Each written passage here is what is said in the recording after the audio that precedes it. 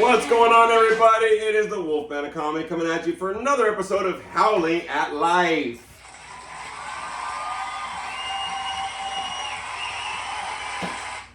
Look who we got in the studio finally. Look at this sexy Sasquatch, Santino. Welcome, bro. It's been a minute. Yeah, man, yeah. Miss having your energy, bro. I miss having you here. Fucker never writes and shit. Oh, man. Sends me memes. Man, you're out of here like fucking Mike Tyson was in that fight. Man, at least he show up a little bit just like Mike Tyson's asshole. That's before the locker room. That's before the locker room, baby. So we got Sexy Sasquatch in here. We're going to be talking about some stuff, reviewing some things, some announcements going on. Tonight, we're recording on Sunday night, so this will be out Monday. But just to let you know, tonight I will be, I'm going to go ahead and drum roll this. Previewing the final edited cut of the first movie of Howling Big Productions, Athlete. I'm going to be showing it to my cast tonight, man. Look at that. We're gonna be looking at it. I can't wait. Even I, bro, I'm going to be honest with you, even I was like, fuck, this is good shit. Like, my nipples got hard. Fuck. It's the only thing, it's cold. But I nice. It's been a minute, bro. But I'm previewing the final edited movie for the production team tonight. We're looking at the movie. Very excited. Hopefully it'll be out on YouTube by this week, so we can pop it up there. Really excited. It took a minute. Again, it took a minute. We finished filming in June, July. June, July, yeah. June, July. It took August off. Started editing from September all the way here. Took about 2 months to fully edit it, get the overlaps and the soundtracks and the cuts and this and that, whatever's going on. But we finally got a movie out, and it's going to be up and running pretty soon here on YouTube, everybody. So look out for it. It's going to be called Athlete by Howling Big Productions. A lot of stuff to review today. We're getting closer to the holidays, so we'll touch on some topics for sure going on. But we'll kind of review some stuff. So what's been going on with you, bro? I haven't had you on a fucking podcast in forever. I feel like sweaty. I feel nervous. Make them all nervous. I feel fucking nervous. Everything's okay. I'm not gonna say it's good, great, or fine. Everything's going good. Just going around with work. Work is going pretty good so far. It's gonna keep getting busy. They didn't end that contract or anything like that, so they actually extended out. So we got a lot more work coming into that now too. Okay. And just having fun. Just kicking it with some kids that are into my life now. We went to go see the movie yesterday with Red One. Okay, so these are kids that are actually like legitimately in his life. He didn't like steal some kids and shit. Okay, cool. Like trafficking, no trafficking, no fucking like, hey, you want some candy? No, Lady Yeti actually came with a package, and her kids actually really adore me, and they like being around me, and I just can't get them away from me, and now they fight for me. So I was like, you're an adorable motherfucker, dog. I told you, shit. They're like, we can't wait to hang out with you. And I'm like, man, what are we going to do today? So yesterday, we went to go see Red One. Oh my God, me and Spooky Bitch did too. Great movie. I will applaud that. Yes. Red One. Good job. Like, I'll be honest with you, when I saw the movie, I was like, oh, it's going to be one of these fucking, like, whatever. And I know it's about Christmas and shit, but it was so action and, like, suspense and mission, kind of thing. Yeah. That I kind of forgot it was about Christmas. Right. Like, they could have done it in whatever tone, but once in a while, The Rock would put a little, jingle all the way or some bullshit. You know what I mean? I don't know what the fuck he did, bro. I was like, oh, we're Christmas. Christmas? Oh, okay, snowmen, right? Snowmen. Snowmen people. Got it. What did you think, man? I thought it was a great movie, to be honest with you. It was actually a really great movie. I liked it. When they came out with like Krampus, that was really good. Oh, Krampus, man. Lord Krampus. Lord Krampus, and with the slap. Oh my God, that was so funny. That was great. And if anybody's seen the trailers, you know what we're talking about. Right now, there's a lot of slap fighting that's going on. So they kind of brought that in this movie because it's current. Yep. Do you know who plays Krampus? No. Okay, so have you ever seen the Game of Thrones, the bearded, redheaded guy? Yes. Him. That's who it is. You know what? I got to do my research because I actually want to find out who that witch is too, man. Oh, okay, yeah. She was really cool. She was a child actress, is what happened. I thought she was still a kid, and then they did a pan out and go, she has an ass. Like, you know what I mean? I wanted to be like, are you 18? I just wanted to be safe. But yeah. The really funny part, and it threw me off, is when he actually did his click the boots, Dwayne Johnson, when he turned. Oh, and that just threw me off, bro. And then he kind of got big and then uppercutted him. And, oh my god! I was like, what? So not to give too much of the movie away, but you need to see it because it's a great action movie. You kind of forget it's about Christmas, even though it's Christmas themed. But there's a lot of action sequences that are very new. The Toy Story fucking travel thing, the whatever he does. There's a lot of things in this movie that for me was like really great. Chris Evans is great as an asshole. Yes. I mean, fuck that. Yeah, and I like the fact that he started doing that before. You have little bits and pieces where he's like that. He was like that in The Losers. Mm-hmm. I think it was with Dean Morgan. And he was like that when he was in the Deadpool versus Wolverine. Yes. He was like a dickhead Johnny kind of a deal. You know what I mean? Yeah. And then now they kind of like twisted it a little bit more where he's really like a douche in this movie. I love him as a douche. He actually reminded me of him playing the actor when he was in not another teen movie when he was playing an asshole too. Oh my god, yes, he came back with that and he was coming with it, and then he came back in Deadpool and he was more of an asshole with all those name calling to the girl before he blew or took his skin off and everything. That was actually a really good part with this. Yeah, they really did a great part to like. I understand it's you know it's Captain America or whatever, but I'm really liking that they're growing him as an actor to get him into these different parts. Dude, at the end when The Rock sees him as a kid, I lost it. Fucking cried, lost it. I'm telling you right now, I cried in the movie theater. I go, fuck. I was getting hot. I had a hoodie on. I had to take a hat. Why am I so hot? A lot of emotions going on. A lot of laughs. A lot of good shit. You know what I mean? Going on. Lucy Liu looks fantastic. Right, from Kill Bill. Jesus Christ, she looks great. I've seen her kick butt as in Ancient Chinese Secret. Son of a bitch, she looks good. Really good. Bonnie Hunt's in this movie. You know, Mrs. Claus kind of deal. I like the fact that Santa Claus is all ripped. He was like, "Can you spot me and put some more weight on?" Like, let's go heavy. You know what I mean? Like, fuck. And then they finish it with a cookie. As a protein, he goes, "Yo, you're gonna have your protein and get a cookie." And this big old dude. Okay, so at the end of this whole thing, like, okay, it's Christmas Eve, whatever, right? It's he's lifting. He's like, you know, there's nothing a cookie can't solve. So he eats his cookie. It's huge fucking chocolate chip chunks and shit. It looks like midgets. It just fucking it's on there, right? So me and Spooky Bitch went to the movies to see this movie, right? And we looked at it and we went, cookie. Oh, I want that cookie. Fuck the movie, bro. That cookie looked fucking fire, bro. And I like the fact that he did like macaroons.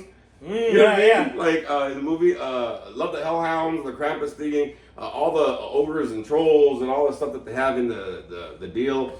Very cool. I like the spin on it. I was telling Spooky Bitch on the way home that I hadn't seen a movie this interactive with Christmas, because you know usually you see a Christmas movie, it's all feel good, it's all this.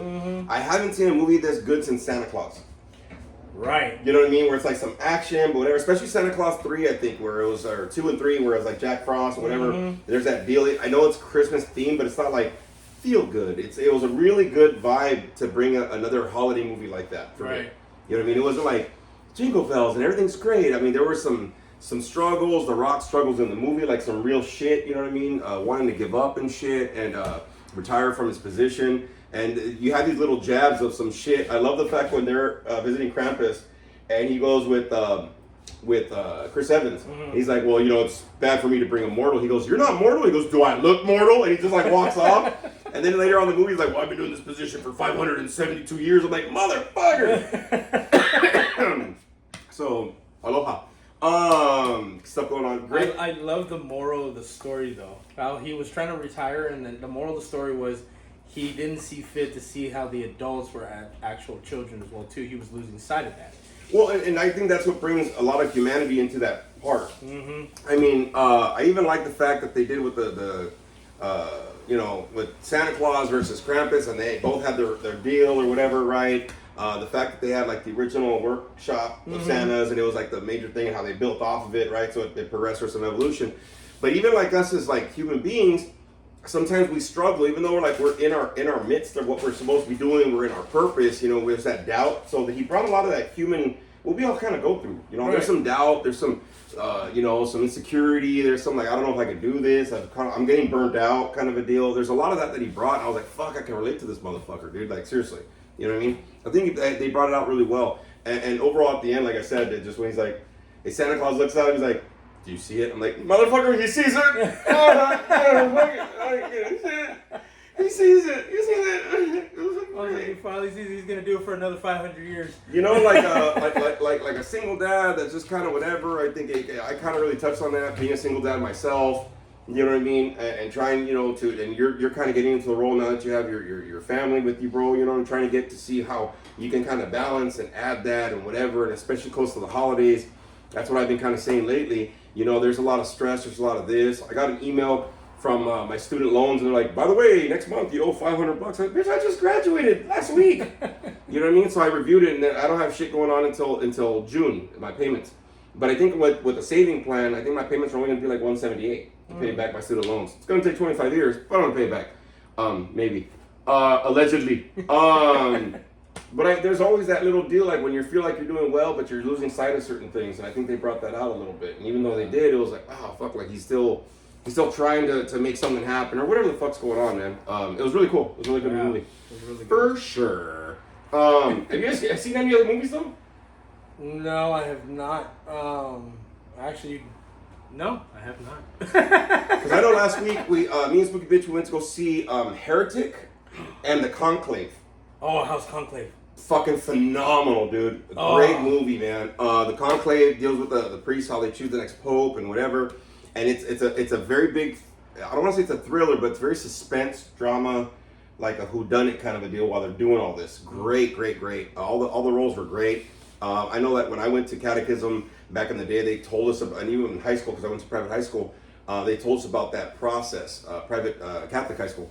They told us about the process, but I never seen it. So it was cool to kind of see behind the scenes on shit, but it's almost like they're trying to solve a mystery while they're doing it. So it was really good. Up until the end where there's a plot twist, you're like, wait, what the fuck did he just say? I was like, oh shit, like it's pretty badass, bro. I'm not gonna lie, right? I don't want to give away the movie, but I'm just saying. And then Heretic, Jesus Christ, man, if you haven't seen it, you need to go see that movie. A lot of suspense, a lot of this, like you just want to. Hugh Jackman plays a good fucking evil guy, bro. Really? He plays phenomenal. Huh? Not Hugh Jackman. Oh, Hugh Grant. Sorry, Hugh Grant. Hugh Jackman. Right? Damn, he went from Wolverine to evil. No. Sorry, Hugh Grant. He plays a great. Because he used to do, when Hugh Grant was acting before, he played a romantic guy, rom-coms. He did a lot of those fucking movies. And lately now, they're giving him different roles. But he was even the Oompa Loompa in the Wonka movie. But man, he's great. He's creepy in this movie. He's fucking creepy. As fucking, like, really fucking well played, really strategic in this role with his decisions and shit. He knocks it out the park, bro. Like, you're on your edge of your seat the whole fucking time. Oh, I love this. The whole fucking time, and I love that. So, man. And there's a lot of other movies coming out. I know that next week they got Wicked, which is something I really want to see. Oh my god. And there's another movie that's coming out next week, and I forgot which one it is, but I want to see that well. There's a lot of movies coming out this holiday season. So if you can, you know, take yourself to the movies a little bit. Just get unwind a little bit. You know what I mean? Yes.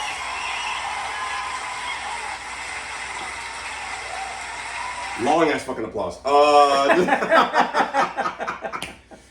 Yeah, but there's a lot of stuff going on with that happening, and just in general, I think it's very important. So everybody, you know, you can always follow me on any of my social media. That's Facebook, Big Adrian Lopez. You can do my Instagrams, which is Big Daddy L714, Wolf Daddy 714, and Big Adrian Comedy. Just to let everybody know, which is really weird. I'm already getting booked up for comedy shows next year. Already in June, I got hit up for a comedy fundraiser going on in June, so in Hesperia. Wow.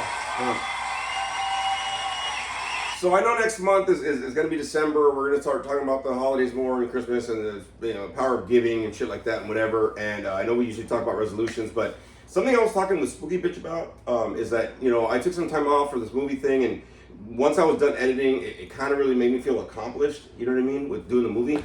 That's why I'm really excited to show everybody the movie, like, you know, the effort and how everybody did it. I have fucking the credits at the end and all that shit. My God. It's really cool. I showed Adrian the credit parts. He goes, yeah, it's like rock and music. So different scenes in the background, and well, it just rock and rolls at the end. But I'm really excited to do that. So some announcements I'm going to let everybody know for next year. I'm going to get into more open mic nights, trying to get more comedy slots, possibly audition for some things next year as well. But I want to shoot 3 film shorts next year. I want to gear up for some 15-minute film shorts. I want to start brainstorming probably next month on what I want to do in January and start doing some mini film shorts. You know, I know this one we were trying to shoot it like it was going to be a full-length feature. Ended up being like 25 minutes, 26 minutes. And I stretched the fuck out of it. I tried to. But it does what it has to do. But I really did enjoy the fact of like, for next year, I want to do like some 10, 15-minute film shorts because those are easier to edit and then like easier to, you know, pop into different film festivals, right? Kind of going on. So it kind of spearheaded a little bit of that creativity for me personally. I just got to spearhead some stories, which I have a couple stories that I want to kind of gear up. I want to do 2 horror movies and maybe a dramatic film short, kind of a deal.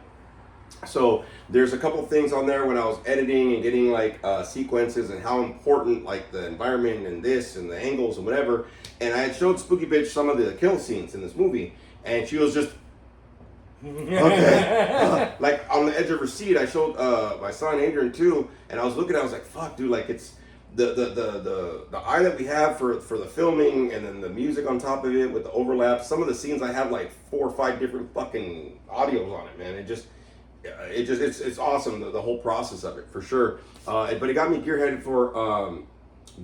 to be able to do more film shorts next year. You know what I mean? To be able to do that. So next year is going to be. I know I have the masters done and all that kind of shit, and I get that. But I think next year I want to practice more on my creativity part of it. You know, get out and do open mics, do this, try to get more comedy bookings, get into LA, get into film festivals if I can, get a couple film shorts, start throwing some shit out, and seeing what's going on. I still got to throw this movie out to some people. That's why I wanted to review it to everybody here. Possibly in December, shoot it out to some people so they can take a look at it. Some directors that have done movies in film festivals that we saw at Screamfest LA, as well as Emilio Rivera. He wanted to see the movie. He told me to email him on Instagram.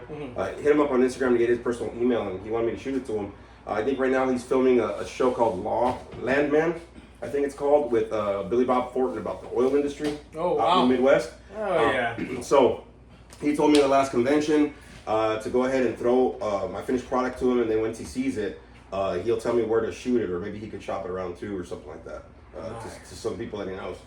So that'd be kind of fucking cool, to be honest with you. So a lot of good shit happening, everybody. Look at that. A lot of good shit happening, man. That's why I was very excited to kind of finish up the project, and thank you for everybody that was involved, made it happen, and it's a great finished product. I really did enjoy it. I had to review it Friday though, because I was like, I'm done.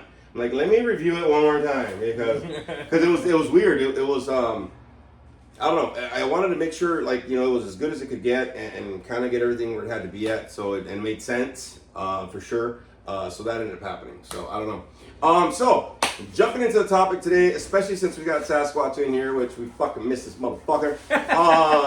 Especially before we eat and have game night here, which I can't wait. Potato taco. I know, what the fuck. Food. I'm already sweaty.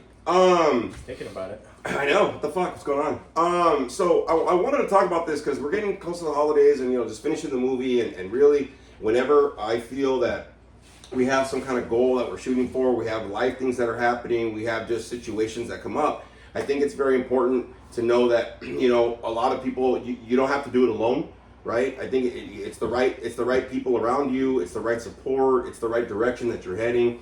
I think all that kind of creates for you to be able to reach those accomplishments and those goals easier. You know what I mean? I'm not saying they're going to take everything away. You still got to go through the fucking journey. But I'll be honest with you, having the right people and having the right environment and just everything around you is so important. And I think that when I finished the movie, I felt very emotional after I finished the movie, bro, because I know what it took to do it. I know what it took to edit it. I know getting to this whole whatever the hell. Personally, I couldn't have done anything, and I did. I put everybody in there. You know what's so funny? I did the credits, right? That's why I texted you, right? I said, like, who's starring, who's producing, whatever, the makeup, whatever. And so I have the credits. I'm like, it's done. And then I was looking at the movie. I was like, oh, fuck, Frito. And so I'm glad. I had to go back and add him on there. I was like, oh, fuck, what's his name? Fucking Freedom. Frito. Magano, whatever his last name is. But I had to add him in there because I totally forgot. But everything came out really, really well and everything. But at the end of the whole movie, knowing that you know, the people that let us shoot, the people that took their time to help with the vision, people that were willing and stuff. I mean, nothing could have happened. And when y'all see the movie, you'll know what I'm talking about. Nothing could have happened without the right support around. So I think that's very important, especially for this time of year, to be able to talk about, you know, how important that right support, how important that sense of family, the right environment around you is important. So that's what we're talking about tonight. Yeah.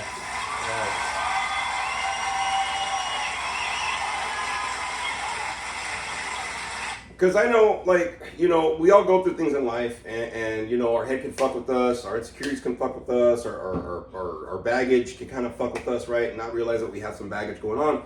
And it's easy to find people, right, to co-sign your shit, okay? And I mean, you could easily do that. Anybody can easily get on your side, on your bandwagon, and they think they're doing some help by trying to co-sign your shit. Part of the problem is they're not helping you really face it, address it, grow from it, learn from it, you know, learn how to move forward. And I think you have to have the right people around to let that happen, right? You have to have the right people to be honest with you, but also loving and also caring and empathetic. There's a lot of different fucking factors and values you need around you and the right fucking people, right? So I'm gonna throw it to you first, bro, because you haven't been here for a while. If you could tell us a time in maybe your life where you were struggling or whatever, and having the right people around fucking made the difference, bro. You know what I mean? Yeah. So I can start off with, you know, I came from a very dark place, being behind bars and everything, and didn't know where my life was going to turn around. And, you know, I burned all my bridges. And I didn't have that right support to, like, show me how to get out of that, right? And I needed some people just to give me that direct, to help me get out of that bubble of, like, oh, this is all my life and this is how it's going to be. No, I had someone who I respectfully, and I still talk to her today. Her name is Mona. She is from out here in OC. And she gave me some direction. Hey, why don't you go to OC and try it out for sober living? I'm like, what is that? So I gave it a chance. And oh, because you were in LA, right? Right. I was in El Monte when I was doing my time. Ah, see, El Monte. Yeah, I was El Monte. They sent me to El Monte halfway house after I got out of prison. And I got there, and these guys were getting high. These guys were, you know, everything was getting out of control at that halfway house. And, you know, she gave me some direction, and I went with it. She also gave me that direction to go for DOR for school as well, too. And she was like, hey, you should sign up this and do this. And I needed that right support to do that. So I had, you know, Andrew and Jamie, which I respectfully, they're still in my life, my goddaughters and everything. I had my good friend who I still have, who works with me today as well. And my sponsor at the time, I still had his number. And he gave me a number, and I got out here, and they helped put this money together, and I got out here, and it's been an incredible journey since. You know, and even throughout this, like, I've had some moments where I was like, I didn't need to talk to anybody, and I didn't know how to go about things, and I just wasn't asking the right questions, and I felt like I was missing something. And that's where you came into play, which I love you very much. And at the same time, it started making me find a little bit more about myself, to actually be myself. And I was so surrounded by so many people. You know, like they say, you know, you have a lot of people that co-sign your bullshit, and you just need this, need that from this and this person. Well, that group started getting smaller. Gotcha. And then that small group became family. And, dude, ever since then, like, having that honest, call you out on your bullshit, you know, people who are straight up, who's there.